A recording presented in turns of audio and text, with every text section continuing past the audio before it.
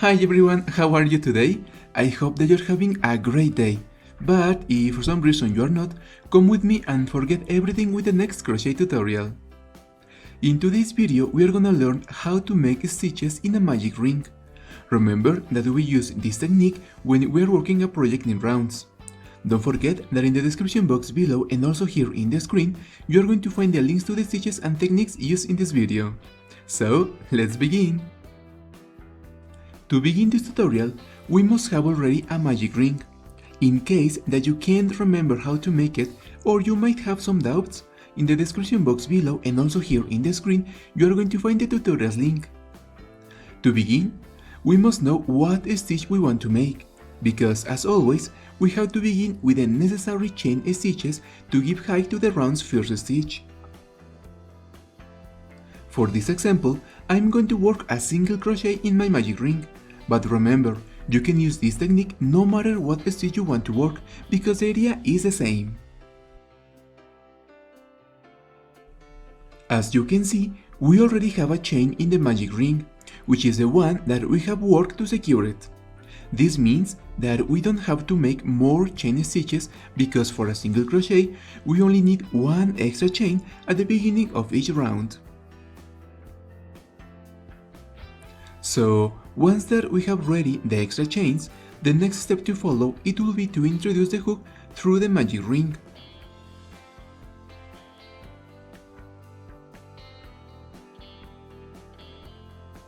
Now, yarn over. Remember, this means that we have to put the yarn over the hook, pull the hook through the magic ring,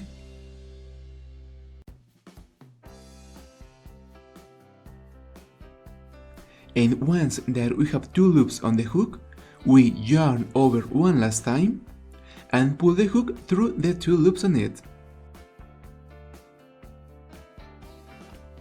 And with this, we have finished our first single crochet in a magic ring. It's very important for you to know that we always have to work the stitches over the two pieces of yarn forming the circle. One of them, it gives the form to a ring, and the other is just a leftover. In case that we decided to work over just one of these two pieces of yarn, when we close the magic ring, we are going to have issues because it's not going to close properly. To give you a better idea on how you can work a stitch in a magic ring, let's make another example, but now we are going to work a half double crochet. To begin the half double crochet, we must have two chains to give the necessary height to the first stitch of the round.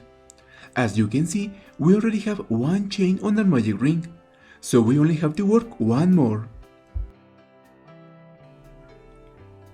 Now that we have the two chains that we need, we are going to yarn over.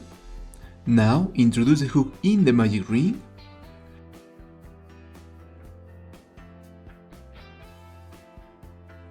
yarn over again, and pull the hook through the magic ring. So far, we must have 3 loops on the hook. Now, we yarn over one last time and pull the hook through the 3 loops on it. And this is how the first half double crochet looks.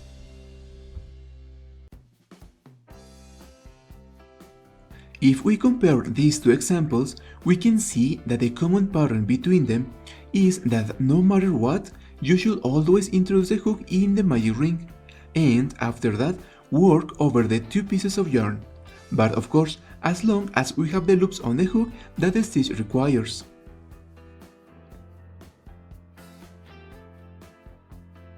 When we're working in a magic ring, something that is very important for us to remember is to don't close the ring once that we have ended the first round, because if we do it, we might have some problems to work the second round's stitches, because the stitches of the first round could be too tight and the hook will not enter easily. Another useful tip that we can't miss is that you can hide the leftover yarn of your magic ring when you start working the third round. To do it, before you start the round, you have to fully close the ring.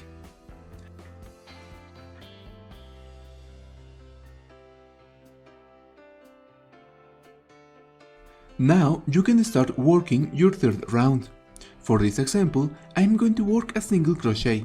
That's why I have one extra chain at the beginning of the round. So, I introduce the hook in the last round's first stitch, and before I continue, I'm going to take the leftover and put it between the hook and the working yarn.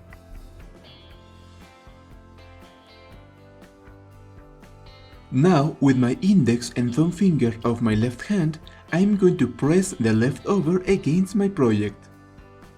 Now, I'm going to continue working my stitch as I usually do.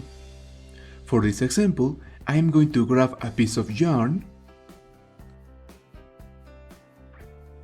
Now, I'm going to pull the hook through the chain. I have 2 loops on my hook, so I yarn over again and pull the hook through the last 2 loops on it. And with this, I have finished the first stitch of the third round.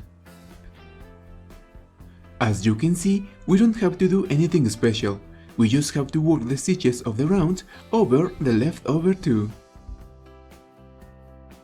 From now on, we are going to keep pressing the leftover yarn really close to our project, so we can hide it at the same time that we are working the new stitches of the round.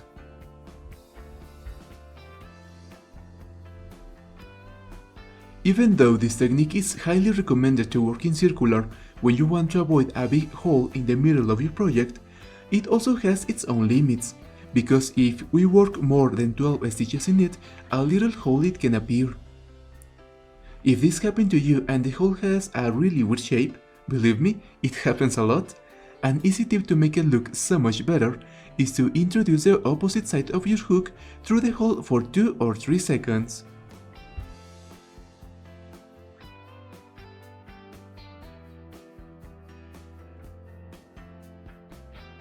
And this was everything for today's video.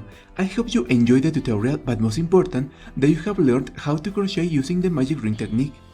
Please, if you liked it, don't forget to subscribe to my channel, give the video a thumbs up, and also share it in your social networks. Keep having a great day, and hopefully I'll see you in the next one. Bye!